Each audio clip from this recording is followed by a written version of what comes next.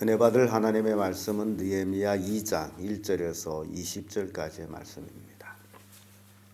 느헤미야 2장 1절에서 끝절까지의 말씀 찾으셨으면 교독합니다. 제가 먼저 읽습니다. 아닥사스다 왕 20년 니산월에 왕이 앞에 술이 있기로 내가 들어 왕에게 드렸는데 이전에는 내가 왕의 앞에 수색이 없더니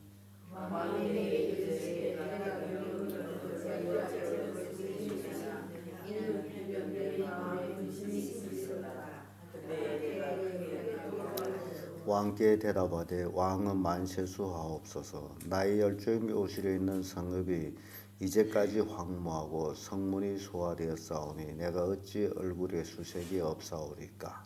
왕이 내게 이르되 내가 무엇을 원하느냐 하시고 내가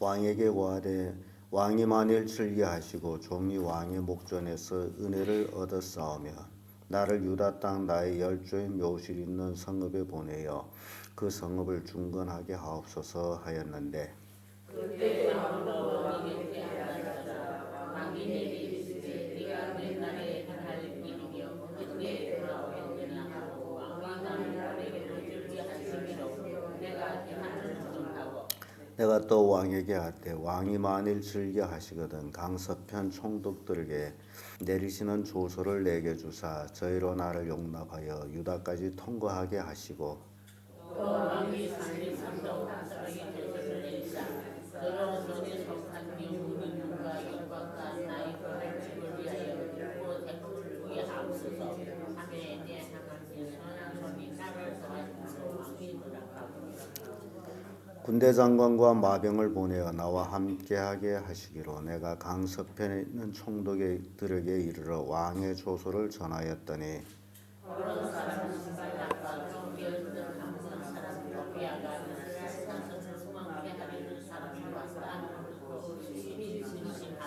내가 예루살렘에 이르러 거한 지 3일에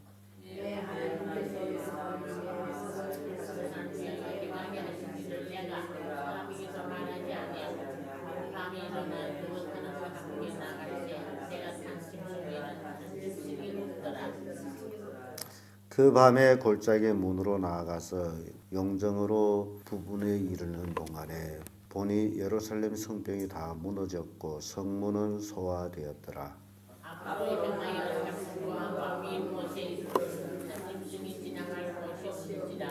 그 밤에 시내를 쫓아 올라가서 성벽을 살펴본 후에 돌이켜 골짜기 문으로 들어와서 돌아왔으나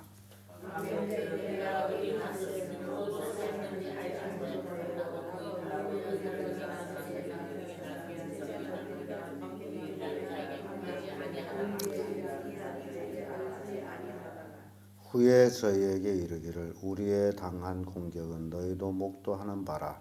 예루살렘이 황무하고 성읍이 소화되었으니 자 예루살렘 성을 중건하여 다시 수치를 받지 말자 하고 또 너희에게 하나님의 선한 나라를 도우신 일과 왕이 내게 이른 말씀을 너희 하나님 나라를 구축하자 하고 모든 영혼을 하나님을 하려 호론 사람 산발락과 종이 되었던 암몬 사람 도비아와 아라비아의 사람 게셈이 이 말을 듣고 우리를 업심 여기고 비웃어 가로되 너희 하는 일이 무엇이냐 왕을 배반코자 하느냐 하기로 내가 대답하되 하늘의 하나님은 너희를 통해 하시니 우리는 우리가 영원하게 하여 우리 일에서 아무 지역도 없고 우리도 없고 불안하리이다. 아멘. 이 말씀으로 왕의 은총을 입은 느헤미야 이런 제목으로 말씀을 나누겠습니다. 느헤미야는 1차, 2차 포로 귀환에 돌아오지 아니하고 지금 제3차 포로 귀환하는 그 길에 총독이라는 권세를 가지고 귀환하게 됩니다. 그래서 이 하나님이 하시는 일들을 보게 되면요. 그때 하나님께서 쓰시고자 하는 사람을 심어두고 있다라는 것을 우리에게 보여주고 있습니다. 느헤미야는 왕의 술 장관이었어요. 그래서 늘 왕에게 수를 떠올리는 그런 장관의 직책이므로 굉장히 중요한 직책입니다. 옛날에는 그 왕들이 술을 먹기 전에 술 장관이 그 술이 독이 있냐 없나 다 검증을 하죠. 그래서 왕에게 있어서는 최대한 자기 생명을 지켜주는 그런 신뢰를 가진 사람이 아니고서는 절대 술 장관을 할 수가 없습니다. 단지 여러분들의 상상 속에 뭐 술이나 떠올리는 그런 사람 그렇지를 않습니다. 옛날에는 왕의 음식을 전부 검사해서 먼저 검식하고 그리고 왕에게 올렸어요. 그만큼 왕의 신뢰를 갖고 있는 이 느헤미야가 술이 있기로 왕에게 술을 올리는데 왕의 얼굴을 보니 느헤미야가 얼굴에 수심이 있어요. 전에와 달라요. 그래서 너 몸이 아픈 것 같지 않은데 왜 얼굴에 수심이 있느냐라고 물었더니 느헤미야는 떨면서 왕 앞에 고합니다. 실은 내 열조의 조상의 뼈가 묻혀 있는 성읍이 다 회파되고 성벽이 무너지고 성문은 소화됐고 그래서 내가 수심에 있습니다. 그랬더니 왕이 그럼 내가 뭔 소원이 있느냐? 그랬더니 왕께서 내가 참으로 왕에게 은혜를 입었다면 나를 그곳에 보내서 성곽을 건축하게 하옵소서. 하나님이 예루살렘을 그렇게 그리고 있는 느헤미야의 그 소원을 그가 섬기는 왕의 마음을 감동해 가지고 쾌히 승낙해서 보냅니다. 이렇게 느헤미야는 아닥사스다 왕 당시에 그 왕의 은혜를 입고 예루살렘으로 돌아오게 되죠. 그러나 왕은 영 보내는 것이 아까웠는지 갔다 언제 올 거냐. 그래서 느헤미야는 한 번 왔다 갔다가 또 다시 옵니다. 이렇게 우리는 그 왕의 은총을 입은 느헤미야를 보면서 믿음의 사람이란 어떤 사람이냐라는 것을 생각해 보게 됩니다. 어찌 포로로 끌려갔던 자가 왕의 술 장관까지 올라갔을까? 어떻게 되면 그까지 올라갈 수 있어요? 성실하게 살았다는 겁니다. 그래서 예나 지금이나 똑같아요. 오늘날 그리스도인들도 성실하게 살아야 됩니다. 이 성실성을 여러분 잊어버리게 되면요, 절대 안 됩니다. 성실성을 잃어버리게 되면 진짜를 말해도 듣는 사람은 거짓말로 듣습니다.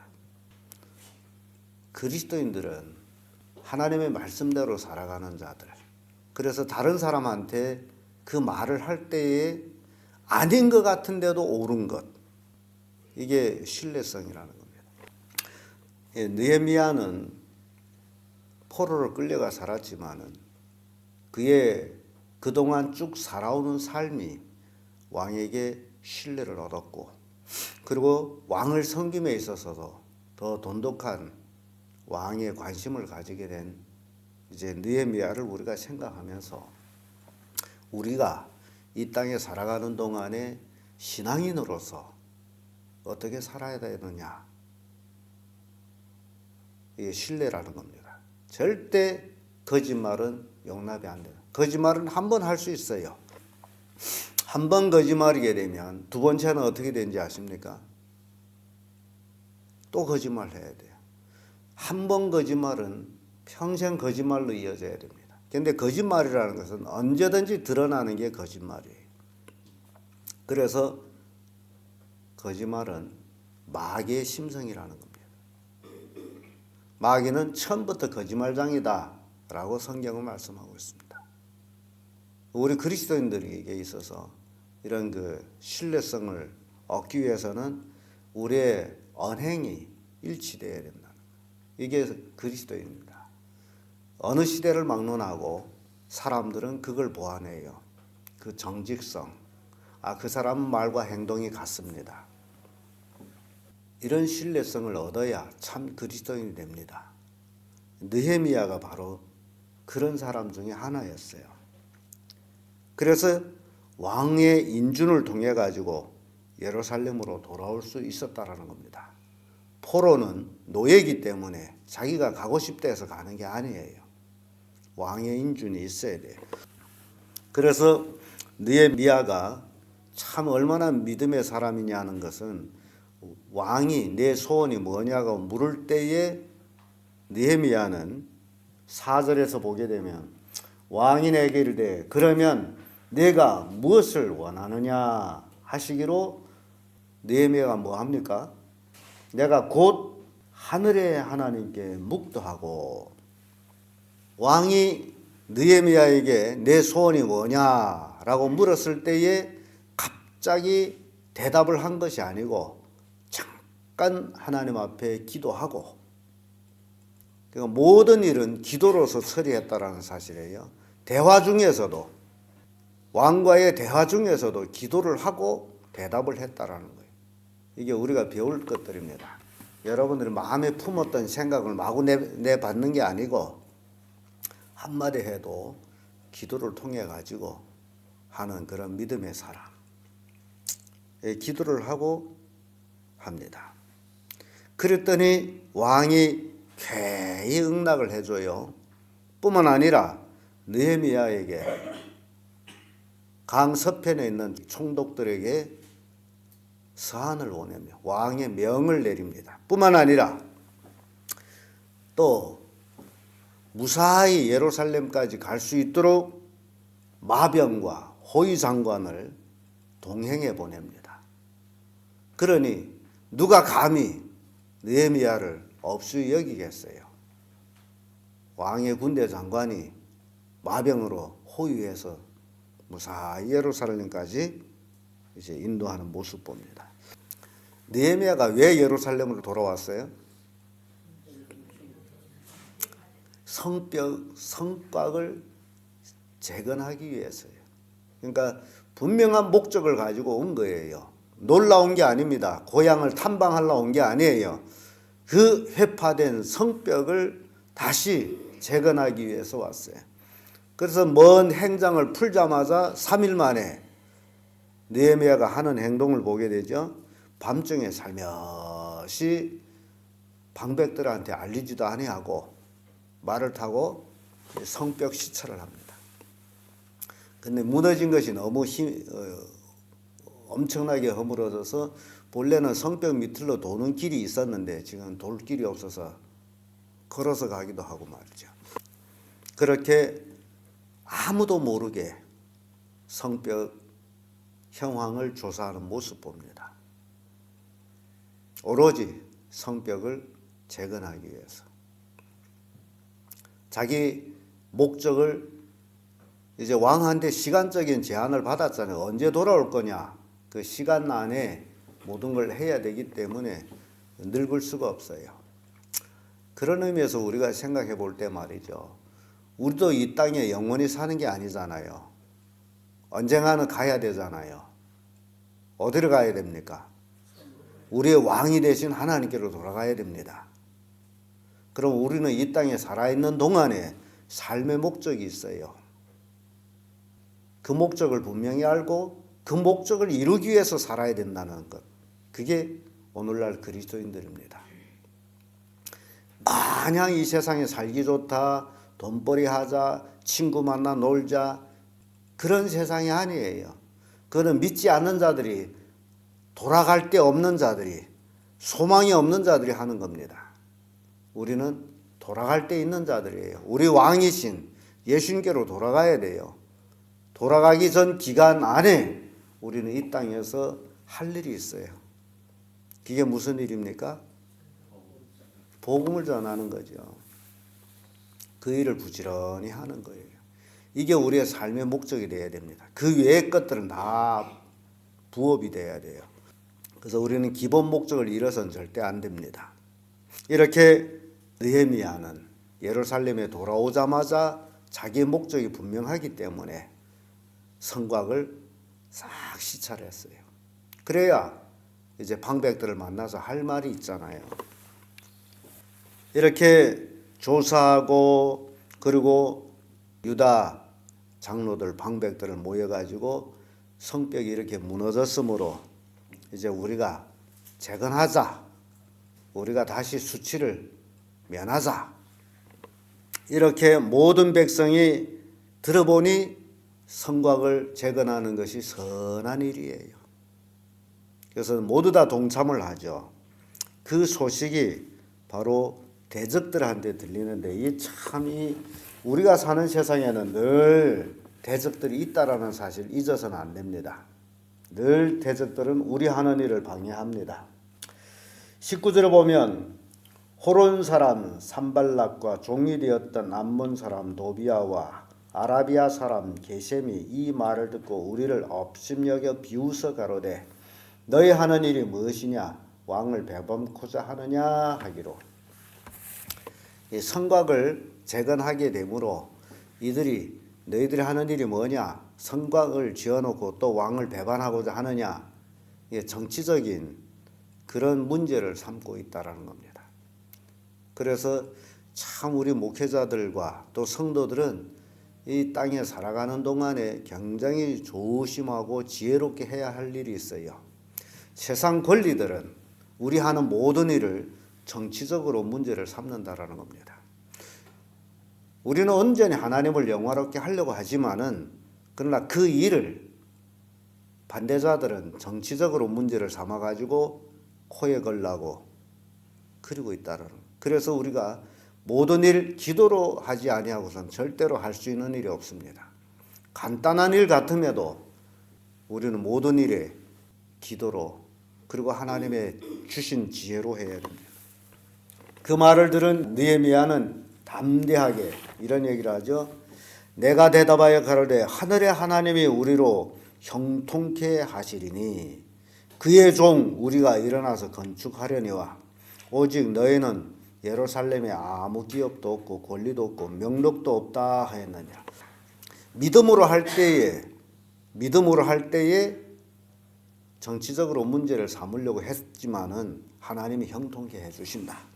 그리고 그의 종 하게 된 하나님의 종이죠. 하나님의 종 우리가 일어나 건축하려니와 오직 너희는 이제 이 대적들이죠. 산발락과 도비야 그리고 아라비아 사람 게셈, 이들을 추종하는 자들을 얘기합니다. 이들을 향해서는 너희는 예루살렘에서 아무 기업도 없고 권리도 없고 명록도 없다. 하나님의 일을 반대하는 자들 특징이 뭐냐? 그들은 하늘나라에 기업도 없고 명분도 없는 자들이라는 겁니다. 이게 우리에게 주는 교훈이에요. 우리가 주를 위해서 살고자, 주를 위해서 하고자 하는 모든 일을 반대하는 자들은 바로 하늘나라에 기업이 없는 자들, 그런 자들이 반대하고 있다는 겁니다. 그래서 느헤미야는 담대하게 너희는 예루살렘에 아무 기업도 없고 권리도 없고 명록도 없다. 그러나 삐치지 말거라. 그런 얘기예요. 상관 말거라. 너희들은 일 없다. 이렇게 느헤미야는 왕의 조서를 가지고 왔기 때문에 이렇게 담대하게 성곽을 재건할 수가 있었다라는 겁니다. 그 원인은 느헤미야가 왕 앞에 정직하게 성실하게 살아왔다는 것. 우리도 비록 왕의 술장관은 아니지만은 우리가 살고 있는 이 동네에서 정직하게, 그리고 다른 사람한테 신뢰성을 가지는 그런 그리스도인들이 되어야 된다. 그래야 우리가 말하는 복음을 그들이 믿는다라는 겁니다. 우리가 신뢰 없이 살게 되면 우리가 말하는 진짜 예수 그리스도의 복음이라 할지라도 그들은 믿지를 않고 니나 잘 믿어. 맞는 얘기죠. 니나 잘 믿어. 우리가 잘 믿어야 우리가 말하는 복음이 신뢰성이 있습니다. 우리가 잘못 믿으면 믿지 않은 사람들에게는 조롱거리가 됩니다. 저 모양 해가지고도 뭐 천국 간다고, 저 모양 해가지고도 뭐 예수 믿는다고 그런 조롱거리가 돼요. 그래서 우리의 삶이 굉장히 중요합니다. 사람들 앞에 인정받는 그런 신뢰성을 가지는 그런 삶이 오늘날 우리 그리스도인들에게 필요한 삶이다. 그래서 이런 삶을 사는 귀한 성도들 되기를 예수님의 이름으로 축복합니다.